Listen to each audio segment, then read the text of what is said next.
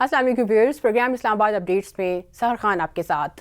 آج ہمارے ساتھ اسٹوڈیوز میں تشریف رکھتے ہیں میڈم تسنیم احمد صاحبہ، اور ان کا تعلق ہے عکس جو این جی او بھی ہے اور ایک ایسی ایک اینٹی ہے جو جینڈر بیسڈ ایشوز کو ہائی لائٹ کرتے ہیں اور اس پر کام کرتے ہیں. تو آئیے آپ کی ملاقات کراتے ہیں اپنے گیسٹ کے ساتھ. السلام علیکم. وعلیکم السلام. How are you? I am good. Thank you for coming. آپ نے ہمیں جوائن کیا، بہت خوشی کی بات ہے. شکریہ آپ کا. میں بہت عرصے سے چاہ رہی تھی کہ ہم کچھ جینڈر ایشوز کو ہائی لائٹ کریں، اور اس سلسلے میں جب میرے ذہن میں آپ کا آیا تو میں نے آپ سے لائن اپ کیا. اور اس میں بہت سے ایسے سینسٹیو ایشوز ہوتے ہیں جن پہ بات کرنے کی ہماری سوسائٹی میں بہت ضرورت ہے، اور بڑی ڈیئرنگ بات ہوتی ہے. کچھ ایسے ایشوز ہیں جو ٹیبوز کہلائے جاتے ہیں ابھی بھی. تو بہت خوشی کی بات ہے آپ ہمارے ساتھ ہیں. تھوڑا سا اپنے بارے میں بریف کریے گا تاکہ ہمارے ویورز کو پتہ چل سکے کہ آپ کی خدمات اور آپ کے ایکسپیرینس. تھوڑا سا اس کو آپ اگر وہ راؤنڈ اپ ایک دے دیں ویورز کی انفارمیشن کے لیے. ٹھیک ہے.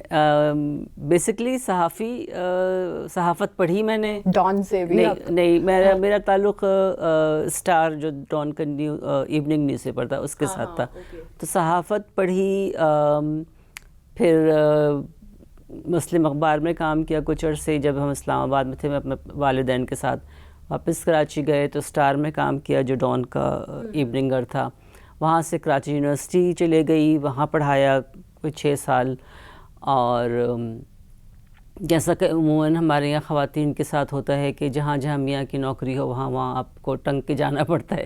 تو میاں کی نوکری پھر ہماری اسلام آباد میں ہو گئی تو مجھے واپس اسلام آباد آنا پڑا. تو یہاں پہ پھر میں نے قائد اعظم یونیورسٹی میں جینڈر اسٹڈیز میں کام کرنا شروع کیا. اور پڑھایا بھی آپ نے؟ پڑھایا بعد میں. اس وقت سینٹر جو ہے وہ صرف ریسرچ کر رہا تھا، اس کا ٹیچنگ نہیں شروع ہوئی تھی وہاں پہ. وزٹنگ فیکلٹی میں بعد میں بنی تھی وہاں پہ.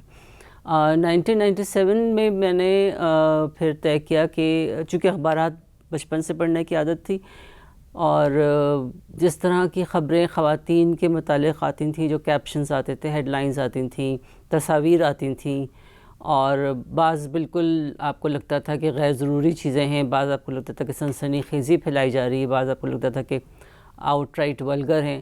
تو میں نے کہا اس پہ ایک بات چیت کے لیے ایک پلیٹ فارم ہونا چاہیے، کیونکہ اس وقت women in media, gender in media کا کوئی تصور ہی نہیں تھا. یہ 97-98 کی بات ہے. تو میں نے طریقہ کار یہ شروع کیا، کیونکہ پیسے نہیں تھے، کچھ بھی نہیں تھا، بس ایک لگن تھی کہ کچھ کرنا ہے. تو عکس کا قیام وجود میں آیا، اور کچھ دوستوں نے ہم نے مل کے اس کو تشکیل دیا. ایک چھوٹا سا پورشن لیا ہم نے کرائے پہ، اور کرایہ بھی میرے شوہر نے ہی 1 سال کا مجھے دیا کہ ٹھیک ہے آپ 1 سال تک اپنا شوق پورا کریں. تو میرا طریقہ کار یہ تھا کہ میں روز اخبار پڑھ کے کوئی 14-15 اخبار، اردو بھی انگریزی بھی، کراچی کے بھی، لاہور کے بھی، سارے ان کو میں مارک کرتی تھی جینڈر ایشوز کے اوپر، ویمن ایشوز کے اوپر، خاص طور پہ کرائم کی خبریں، شوبز کی خبریں کس طرح سے رپورٹ ہوتی ہیں. اور پھر ان کو کٹ اینڈ پیسٹ کر کے میں جاتی تھی ایڈیٹر صاحبان کے پاس مختلف اخبارات کے، جس میں اوصاف سے لے کے پاکستان سے لے کے جنگ سارے ہی شامل تھے، انگریزی بھی، نیشن بھی، مسلم بھی، ڈان بھی.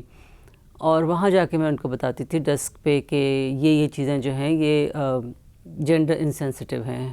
کیوں ہیں یہ بھی بتاتی تھی کہ اس سے معاشرے میں کیا خرابی پھیل سکتی ہے. تو بہت لمبا طویل سفر رہا، اور ضابطۂ اخلاق بنا کے دیا صحافیوں کے لیے کہ اس کو فالو کریں کہ کوئی بھی اسٹوری ہے اس کو کیسے کور کرنی ہے یا کیسے نہیں کور کرنی ہے. اور بس سفر جاری ہے ابھی تک. آپ نے بات کی کہ آپ ایڈیٹرز کے پاس ان کو برین اسٹارمنگ یا آپ ڈسکشن بیسڈ اپنی سٹنگز رکھیں، تو وہاں سے آپ کی یہ سوچ ڈرائیو ہوئی کہ ہم میڈیا چینلز، ہاؤسز اور جرنلسٹ جو ہیں جینڈر اس میں میل فیمیل دونوں, تو ان کو بھی آپ نے اس وقت یہ آئیڈیا ڈرائیو کیا کہ ہم ان کے ساتھ جو ہے کچھ سیشنز رکھیں اور اس طریقے سے اس کو آگے لے کے چلیں کہ یہ اویئرنیس جو ہے کچھ ورک شاپس یا اس طرح کی کولیبریشنز میں ہم جی بالکل 1998 سپٹمبر میں ہی ہماری پہلی ورک شاپ ہوئی تھی, کراچی میں ہوئی تھی اور پھر اسلام آباد میں ہوئی تھی, اور وہ پورے میڈیا کے لیے تھی. اس وقت پرنٹ میڈیا ہی تھا, آپ کو پتہ ہے, ایک پی ٹی وی تھا, ایک پی بی سی تھا, اے پی پی تھا, اور اس کے علاوہ صرف اخبارات تھے. وہی پی ٹی وی, پی بی سی مطلب ریڈیو پاکستان, اے پی پی, اور باقی سارے اخبارات آپ کے. ٹیلی ویژن اور پرائیویٹ ٹیلی ویژن یا ریڈیو چینلز تو تھے ہی نہیں. سو بالکل صحافیوں کے ساتھ الگ ہماری ٹریننگ سیشنز ہوتے تھے تاکہ انہیں, اور یہ زیادہ تر جو لوگ آتے تھے وہ رپورٹرز آتے تھے, اور ان کا کہنا یہ ہوتا تھا کہ آپ ہمیں بلا لیتی ہیں, ہم تو اپنی رپورٹ فائل کر دیتے ہیں, پھر اس کی جو ہیڈ لائن لگنی ہے یا جو بھی کچھ اس کی شکل نکلنی ہے وہ تو ڈیسک پہ جو لوگ ہوتے ہیں وہ کرتے ہیں. پھر ہم نے آن ڈیسک ٹریننگز شروع کی تھی, اور اس میں میرے بہت سارے دوست ہیں جنہوں نے بہت زیادہ ساتھ دیا. فوزیہ شاہد ہیں, حامد میر ہیں, یہ سارے لوگ وہ ہیں جنہوں نے, جو اس وقت ایڈیٹر تھے یا چیف ایڈیٹر تھے. اب میں نام بھول رہی ہوں, ہمارے ایک بہت اچھے رؤف شمسی صاحب تھے. یہ سارے لوگ وہ ہیں, ضیاء الدین صاحب جنہوں نے, عائشہ ہارون, یہ بہت سارے اس طرح کے نام ہیں جنہوں نے سمجھا اس چیز کی اہمیت کو اور فیسیلیٹیٹ کیا کہ آپ آئیں, بریک تھرو دیا. ہاں بالکل, اور آپ ڈیسک پہ بیٹھ کے یہ بات کریں. تو اس وقت جینڈر کے حوالے سے ہم صرف یہ نہیں کہ خواتین کے بارے میں خبریں کیسے شائع ہو رہی, بلکہ یہ کہ مختلف موضوعات, مثلاً H I V and AIDS. 94 سے میں نے ایچ آئی وی ایڈز پہ کام شروع کیا تھا. اس وقت ہم, آپ کو پتہ ہے پاکستان میں ایچ آئی وی ایڈز کا نام لینا بھی ممنوع تھا. یہ بہت بعد میں ہم نے اس کو اون کرنا شروع کیا کہ یہ بھی ایک ہے, حقیقت ہے جو دنیا میں موجود ہے, اور پاکستان میں بھی اتنی ہی شدت سے پھیل رہی ہے. تو اس پہ ٹریننگز ہم نے شروع کی, اور باقاعدہ پھر عکس کے پلیٹ فارم سے ایچ آئی وی ایڈ سے بہت کام کیا. ہم نے مینولز نکالے ہیں میڈیا کو فیسیلیٹیٹ کرنے کے لیے, اردو میں, انگریزی میں. ان کو بتایا گیا ہے کہ کون سی اصطلاحات ایسی ہیں جو آپ استعمال کریں جب آپ ان چیزوں پہ رپورٹ کرتے ہیں. تو ڈیسک کے ساتھ بھی ایڈیٹر, مطلب top to bottom, bottom to lower, بالکل ہم نے ہر ٹیئرز کے ساتھ کام کیا. Very good experience. اور آپ کیا سمجھتے ہیں کہ کس حد تک کامیاب ہوئے آپ اویئرنیس ریزنگ اسپریڈ آؤٹ کرنے میں, لوگوں میں شعور بیدار کرنے میں؟ کافی حد تک میں کہوں گی کہ 100% کامیابی تو کہیں پہ بھی نہیں ملتی. سحر آپ کو پتہ ہی ہے کہ, اور یہ کام جہاں پہ صنف کا تعلق ہو یا صنفی حساسیت کی بات ہو تو وہاں پہ آپ کو بہت زیادہ محنت کرنی پڑتی, بہت زیادہ آپ کو لوگوں کے دماغ کو چینج کرنا ہوتا ہے, مائنڈ سیٹ بدلنا ہوتا ہے. تو میں یہ کہوں گی کہ ہاں 50-60% مجھے کامیابی ضرور ملی. اور پھر جب لوگوں نے یہ پوچھنا شروع کیا, اچھا اس لفظ کے متبادل ہمیں کوئی لفظ دے دیں, تو وہ ایک اچیومنٹ تھا. یا پھر ہم نے دیکھا کہ 10 سال کا ہم نے موازنہ کیا 1998 سے 2008 میں, تو اس وقت کی جو ہیڈ لائنز تھیں ان میں اور 10 سال کی بعد کی ہیڈ لائنز میں, وہ ہیڈ لائنز جنہیں ہم غیر شائستہ سمجھتے تھے, تو وہ ساری چیزیں پھر آہستہ آہستہ ہٹنی ہوئی. تو وہ ایک ہمارے لیے کامیابی تھی. اب ہمارا سب سے بڑا چیلنج جو ہے, پہلے تو 24/7 چینلز آ گئے سارے, تو وہ ایک پوری ایک نئی بریڈ تھی جس کو پہلے صرف آپ صرف چیزیں دیکھتے تھے, اب آپ اسکرین پہ دیکھ بھی رہے ہیں, سن بھی رہے ہیں, تو اس کا امپیکٹ پھر ڈبل ہو جاتا ہے. ریپ کی کہانی کے ساتھ اگر غمگین گانا لگ رہا ہے تو آپ کو لگتا ہے یہ کیا چیز ہو رہی ہے. بہت ساری چیزیں اس طرح کی ہیں جو غیر حساس ہوتی ہیں, جس کا معاشرے میں ایک طرح سے بہت گہرا اثر پڑتا ہے. تھوڑا سا انجسٹس ہو جاتا ہے, مجھے یہ لگتا ہے. بالکل, ایک تو آپ وکٹم ہوں, اور پھر اگر کوئی اس طرح کے ایشوز ہو جائے, سروائیور ہیں, وکٹم کی فیملی کے ساتھ سوسائٹی میں رہنا اس کے لیے پھر امپاسبل. سو آپ بجائے اس کے کہ جس شخص نے وہ حرکت کی ہے اس کے اوپر فوکس ہو, آپ کا سارا فوکس جو ہے وہ خاتون کے اوپر ہوتا ہے, تو اس پہ ہم نے بہت کی. پھر یہ کہ ریپ کا لفظ جو ہے وہ ہم نے کہا اردو میں آپ اس کو ریپ ہی کہیں, اس کو آپ عزت سے نہ جوڑیں. تو یہ سارا کچھ تھا. پھر مطلب چیلنجز بڑھتے ہی گئے. چینلز کے بعد اب سوشل میڈیا کا ایک نیا میں اس طرف آنے ہی لگی تھی کہ ڈیجیٹل میڈیا کو آپ کیسے جو ہے نا سوشل میڈیا کو ہینڈل کرنا بہت ڈائریکشن دے رہے ہیں. ہاں نہیں اب جا کے جو ہے کیونکہ ہم نے بہت ساری کیمپینز چلائیں. فار ایگزامپل آپ کو پتہ ہی ہے کہ بہت سارے گروپس کے اوپر بھی اور ورنہ ٹویٹر پہ، فیس بک پہ، انسٹا پہ اس طرح کے جوکس آتے ہیں جو بڑے مظلوم شوہروں کی طرف سے ہوتے ہیں کہ ہم مطلب مظلوم ہیں، ہماری بیوی. ہاں یہ بھی ایک مطلب فیکچوئل بات ہے. بیوی جو ہے وہ صرف شاپنگ میں پیسے خرچ کرتی ہے یا گھر کا خیال نہیں رکھتی وغیرہ وغیرہ. پھر میں نے کہا تناسب دیکھ لیں کہ کتنی عورتیں جو ہیں وہ پٹتی ہیں، کتنے مرد پٹتے ہیں. تو وہ ایک بحث بہرحال چلتی رہتی ہے. وہ کچھ مجھے چھیڑنے کے لیے بھی چلتی ہے، کچھ اپنے دل کے وہ جو کہتے ہیں جلے پھولے پھوڑنے کے لیے وہ بھی چلتی ہے. مگر ہم نے پوری کیمپین چلائی تھی #NotFunny کے نام سے، جس میں بڑے سارے ہمارے دوست شہزاد روئے سے لے کے سارے لوگ انہوں نے بس ایک پلے کارڈ لے کے تصویر ہمارے سے شیئر کی تھی کہ #NotFunny. ہم نے کہا تھا کہ جہاں پہ بھی آپ کو ایسے جوکس نظر آئیں، کیونکہ یہ جوکس بظاہر بہت آپ کو معصوم سے نظر آتے ہیں مگر یہ آگے جا کے گھریلو تشدد، عام تشدد سے بڑھتے بڑھتے ریپ تک جا سکتے ہیں. تو اس کی جو سنگینی ہے یا سنگینیت کی جو نوعیت ہے اس کو آپ سمجھیں. تو یہ ہم نے سوشل میڈیا پہ شروع کیا. مگر سوشل میڈیا ایک شطر بے مہار ہے ایکچولی، کنٹرول کرنا بہت مشکل ہے. آپ ایک سرا پکڑتے ہیں دوسرا سرا ہاتھ سے نکل چکا ہوتا ہے، کیونکہ روز وہ اتنی بھرمار ہوتی ہے اس طرح کی ٹرولز کی، میمز کی، ٹویٹس کی. کیونکہ انفارچونیٹلی ہمارے یہاں جتنی بھی آپ کہہ لیں بد کلامی کہہ لیں، گالیاں کہہ لیں، جو بھی آپ اس کو نام دے دیں، وہ عورت کی ذات سے شروع ہوتی ہیں، عورت کے جسم سے شروع ہوتی ہیں. پیٹریارکی کی بات کریں تو اس وجہ سے یہ سلسلہ چل رہا ہے. کی بات کر لیں آپ، سیکسزم کی بات کر لیں، تو اس میں ٹھک کر کے آپ کسی کی ماں کو، کسی کی بہن کو، کسی کی بیٹی کو آپ نشانہ بنا لیتے ہیں اور اس سے اس کے آپ غیرت کو للکارتے ہیں ایک طرح سے. تو اس پہ اب ہم کام کر رہے ہیں کہ کس طرح سے ان چیزوں پہ لوگوں کو سمجھایا جائے کہ دوسرے کی اگر آپ ماں یا بہن یا بیٹی یا کسی کو بھی نشانہ بنا رہے ہیں تو آپ کے گھر میں بھی یہی خواتین ہیں. اور ہم نے مدرس ڈے پہ یہی کہا تھا کہ آپ اس وقت تک کسی اور کی ماں کی، اپنی ماں کی عزت نہیں کر سکتے جب آپ دوسرے کی ماں کی عزت نہ کریں. بالکل صحیح ہے. یہ اس پہ بات کرتے ہیں کہ یہ جو چیز ہے جو ہمارے ہاں اڈاپٹ کیا گیا ایک رویہ جس میں کہ خاتون کو ٹارگٹ کیا جاتا ہے، ابیوز ہوگی تو خاتون کے نام پر ہے، اور اگر کوئی بری بات ہے تو وہ اس سے جوڑی جائے گی، بلیمنگ ہے تو اس پہ کیا جائے گا، شفٹ کیا جائے گا سب کچھ. تو یہ یہاں ہمارے ہاں کیا 90s سے پہلے جو پاکستان تھا، جو ہم سنتے ہیں کہ وہ 70s کا پاکستان تو ایک سیکولر پاکستان تھا، تو کیا یہ چیزیں اس کے بعد سے ہی ہمارے معاشرے کے خد و خال خراب ہوئے؟ ہاں ایک طرح سے، کیونکہ میں نے 70 کی دہائی دیکھی ہوئی ہے. میں اس وقت یونیورسٹی میں تھی اور بہت خوبصورت زمانہ تھا 77 سے پہلے تک کا زمانہ. ایک طرح کا ماحول جو تھا آپ کا بڑا سازگار تھا خواتین کے لیے بھی. مگر یہ زبان تو میرے خیال سے ہمیشہ سے چلی آ رہی ہے. یہ گالیاں ہمیشہ سے چلی آ رہی ہیں. ان میں کبھی اب فرق صرف اتنا ہوا کہ وہ آمنے سامنے ہو جاتی تھی، لڑائی جھگڑے میں ہو جاتی تھی. اب یہ کھل کے سوشل میڈیا کے سپیس میں آ گئی ہے. پلیٹ فارم مل گیا ہے اس کو، ایک بہت بڑا پلیٹ فارم مل گیا ہے، اور اس میں پھر ایک نے کسی نے کہا تو پھر 50 اس کے جواب میں چیزیں آ جاتی ہیں. تو وہ بڑھاوا بہت زیادہ ہو گیا ہے ان چیزوں کو. مگر یہ کہ آمریت سے کتنا یہ جڑا ہوا ہے، ایک طرح سے جو صحافت کو میں دیکھتی ہوں کہ اس میں آمریت کا جو ہم نے 77 کے بعد جو ساری سینسرشپ دیکھی ہے، سارا کچھ میرا کام ہی اس کے بعد شروع ہوا 79 سے آنورڈز. تو جو سینسرشپ تھی آپ کی، وہ ظاہر ہے کہ آپ اخبار لے جاتے تھے اور وہ پورے کے پورے صفحے نکل جاتے تھے اس میں سے. تو ان صفحوں پھر وہ خالی صفحے لوگوں کے سامنے آتے تھے تو لوگ سمجھ جاتے تھے کہ یہ سینسرشپ ہوئی ہے.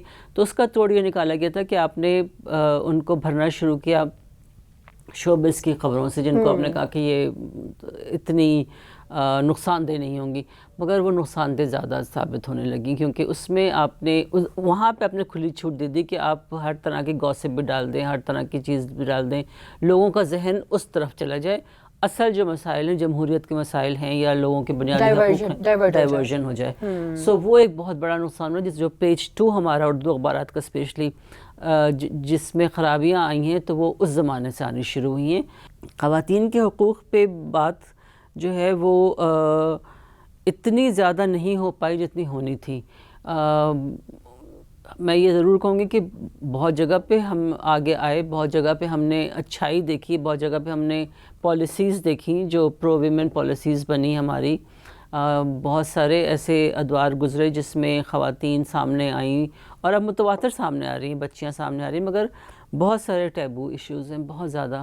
پاپولیشن ہماری کہاں جا رہی ہے, آبادی کو آپ دیکھ لیں کہ کہاں سے کہاں پہنچ گئی ہے. ہم دنیا میں تباہی کے دہانے پہ کھڑے ہوئے ہیں, اور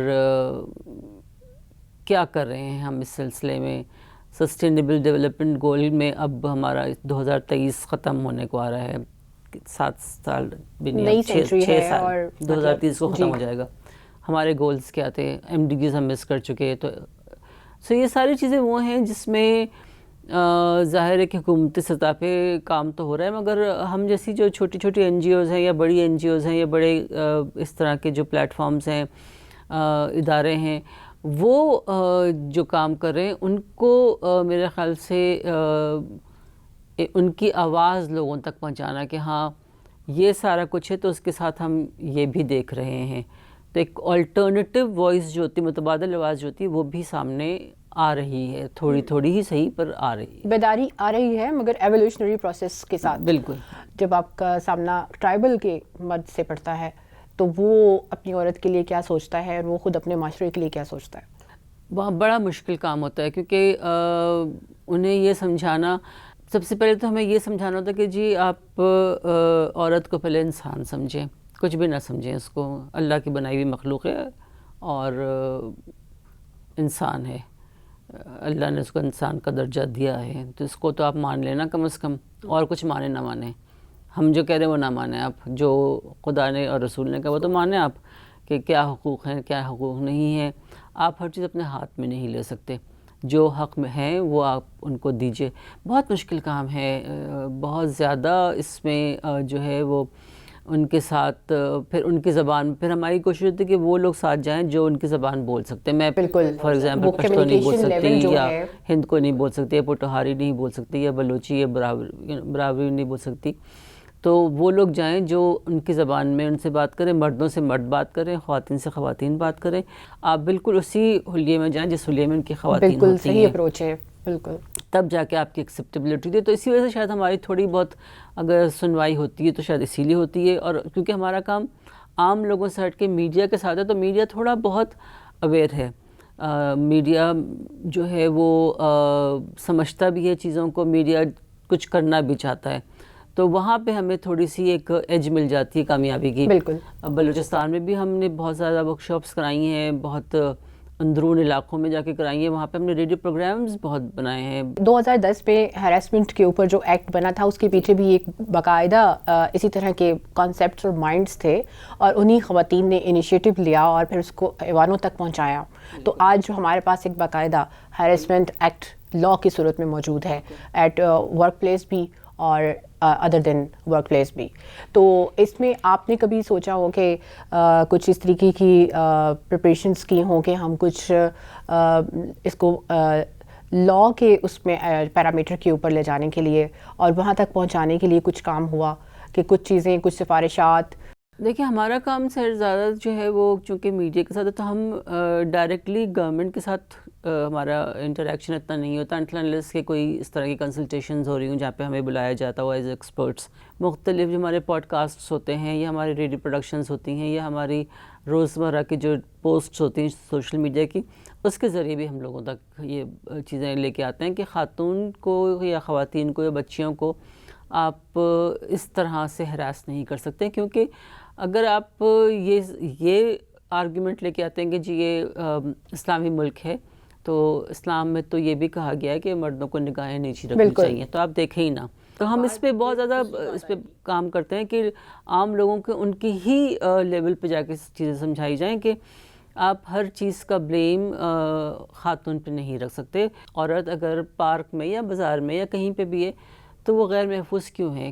جس طرح کہ ہراسمنٹ ایکٹ کے اوپر ایک بالکل ایک اس طرح کے جنرلائزڈ پلان تھا کہ جگہوں جگہوں پہ ہم نے ڈسپلے میں کر دیا تھا تمام ایکٹس کو, ان کی پمفلیٹس کو, بروشرز کو, ایک ڈیٹیلڈ انفارمیشن جو ہے وہ تھرو ہو گئی تھی جنرل پبلک تک. تو شاید اس کی بھی ضرورت ہے کہ یہ جو اسٹیئر کرنا ہے اس کے اوپر بھی میرا خیال میں بازاروں, مارکیٹس اور جتنی بھی جنرل پبلک اسپیسز ہیں گھومنا منع ہے. یہ کیپشن, یہ پنچ لائنز ہر چوک پہ لگنے چاہیے میرا خیال ہے, ہر اشارے کے اوپر بسوں پہ لگائیں, ویگنوں میں لگائیں, بیکاز اس میں بھی خواتین رکشے ٹیکسی جہاں پہ چلتے ہیں ان میں بھی وقت کی کمی ہے, لیکن بہت سے ہمارے سبجیکٹس بہت بڑے بڑے ہیں. لاسٹلی بس ہم آپ سے یہ پوچھتے چلتے ہیں کہ جینڈر جو ریپروڈکٹیو ہیلتھ ہے خواتین کی, اس پہ بھی آپ نے بہت کام کیا ہے, تھوڑا سا اس کو بھی ہائی لائٹ کر دیں. دیکھیے اس پہ ہم نے بہت شروع سے کام کیا. جب HIV پہ کر رہے تھے تب بھی ہم اس کے پر کام کرتے ہیں, اور آج کل ہم نے گائنی فیمنزم پہ کام کرنا شروع کیا ہے. اور ہر جمعے کو ہمارا پروگرام فیس بک لائیو پہ جاتا ہے, آؤ کریں باتیں تلاشیں حل کے نام سے, جس میں ایک گائناکالوجسٹ ہمارے ساتھ ہوتی ہیں, ڈاکٹر طاہرہ کاظمی, مسقط میں ہوتی ہیں وہ, مگر ہیں پاکستانی اور بہت عرصہ پاکستان میں کام کیا ہوا ہے. اور اس میں ہم پورے ملک سے خواتین مرد اپنے اپنے مسائل بھیجتے ہیں آن لائن آپ کی ویب سائٹ پہ. ہمارے یہ فیس بک لائیو پہ ہے, فیس بک لائیو, پھر یوٹیوب پہ آ, بٹ وہ اس وقت لائیو جا رہا ہوتا ہے. تو وہ لائیو بھی آتے ہیں سوالات, وہ ہمارے واٹس ایپ پہ بھی آتے ہیں, وہ ڈاکٹر طاہرہ کی وال پہ بھی آتے ہیں. سو اس میں مطلب 12 سال کی بچی سے لے کر 70 سال کی خاتون تک, پھر بہت سارے شوہر ہیں جو اپنے یہ جینڈر اسپیسیفک نہیں ہے, میل فیمیل بچے, میل بہت سارے میل اپنے مسائل بھیجتے ہیں, فرٹیلیٹی ٹین ایجرز سب بات کر سکتے ہیں. فرٹیلیٹی کے مسائل بہت سارے ہوتے ہیں اس میں جو مردوں کی طرف سے آتے ہیں. بہت سارے مسائل خواتین کے مینسٹریشن کے حوالے سے ہوتے ہیں, بہت سے پریگننسی کے حوالے سے ہوتے ہیں, مس کیریجز کے حوالے سے ہوتے ہیں. سو ہمارا ماننا یہ ہے کہ جتنا آپ اس کو پھیلائیں گے, اور پھر سے ہم پاپولیشن پلاننگ پہ ضرور بات کرتے ہیں کہ دیکھیں پاکستان کی آبادی کہاں جا رہی ہے, اس کو خدا رہا تھامنے کی کوشش کیجیے. بالکل ٹھیک ہے, اور مطلب اپنا اپنا کردار اس میں ضرور ادا کیجیے. جی جی ویئرز, جینڈر ایکسپرٹ اور کمیونیکیشن ایکسپرٹ ہمارے ساتھ تھیں, اور بہت ہی یوزفل باتیں ہوئی ہیں, بہت اچھی ڈسکشن تھی, لیکن بہت سے اسپیکٹس ابھی انکمپلیٹ رہ گئے ہیں. میں یہ سمجھتی ہوں کہ ہم میم کو دوبارہ اپنے شو میں ضرور دعوت دیں گے. ابھی کے لیے اجازت چاہتے ہیں ABP اسٹوڈیوز سے. خدا حافظ.